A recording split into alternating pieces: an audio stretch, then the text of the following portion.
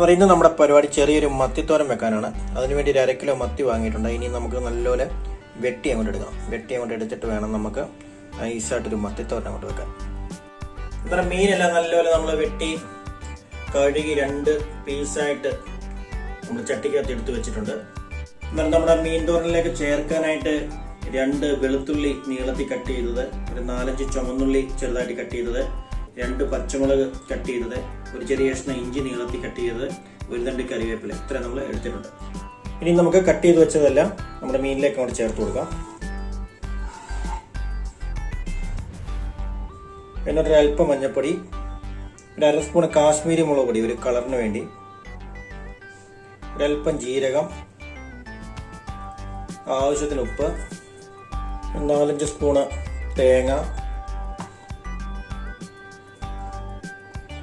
ചെറിയ 2 കഷ്ണം കുടംപുളി, എന്നിട്ട് 1 സ്പൂൺ വെളിച്ചെണ്ണ കൂടെ ഒഴിച്ചു കൊടുക്കാം.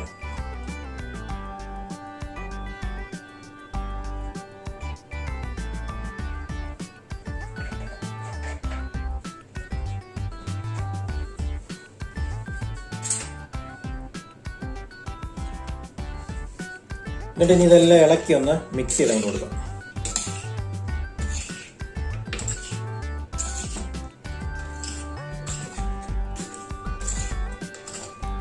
നല്ലപോലെ ഇളക്കി ഒന്ന് മിക്സ് ചെയ്ത് കൊടുത്തിട്ടുണ്ട്. ഇനി നമുക്കിതിലേക്ക് അല്പം വെള്ളം കൂടെ ഒഴിച്ച് ഒരു മീഡിയം ഫ്ലെയിമിൽ നല്ലപോലെ നമുക്ക് ഇതങ്ങോട്ട് കുക്ക് ചെയ്തെടുക്കാം.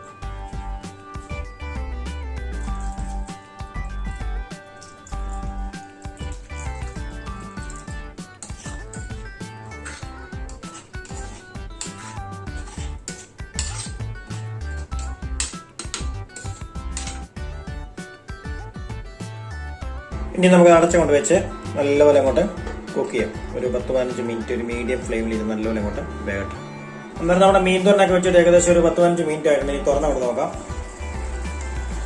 എല്ലാം നല്ലൊരു തിളച്ച് നല്ല റെഡി ആയിക്കൊണ്ടിരിക്കുകയാണ്. നമുക്ക് ഇനി ചട്ടിയൊക്കെ ഒന്ന് ചുറ്റിച്ച് കൊണ്ട് കൊടുക്കാം.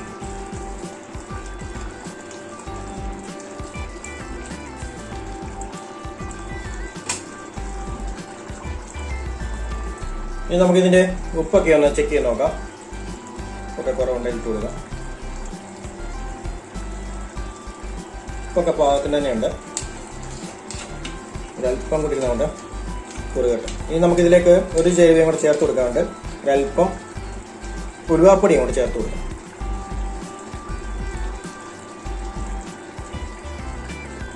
ഉലുവാപ്പൊടിയും കൂടെ ചേർത്ത് കൊടുത്തൊന്ന് ഇളക്കി ഒന്ന് മിക്സ് ചെയ്ത് കൊടുക്കാം.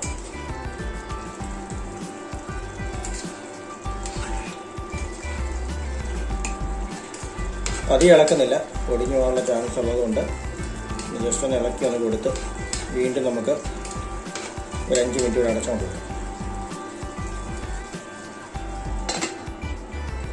എന്നാൽ നമ്മുടെ മീൻ തോരനെല്ലാം ഇവിടെ സെറ്റായിട്ടുണ്ട്.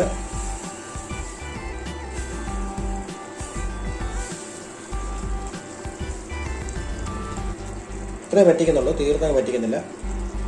ഈ ഒന്ന് തണുത്ത് കഴിയുമ്പോൾ കുറച്ചുകൂടെ ഒന്ന് പറ്റും. എന്നാൽ ചോറിനകത്തൊക്കെ ഒഴിച്ച് കഴിക്കാൻ ചെറിയൊരു ചാറൊക്കെ ആവുകയും ചെയ്യും. ഇനി നമുക്കിതിലേക്ക് ഒരല്പം പച്ച വെളിച്ചെണ്ണയും കൂടെ അങ്ങോട്ട് ചേർത്തിട്ട് തീയൊക്കെ അങ്ങോട്ട് ഓഫ് ചെയ്യാം. 1 സ്പൂണ് വെളിച്ചെണ്ണ അങ്ങോട്ട് ചേർത്ത് കൊടുക്കാം.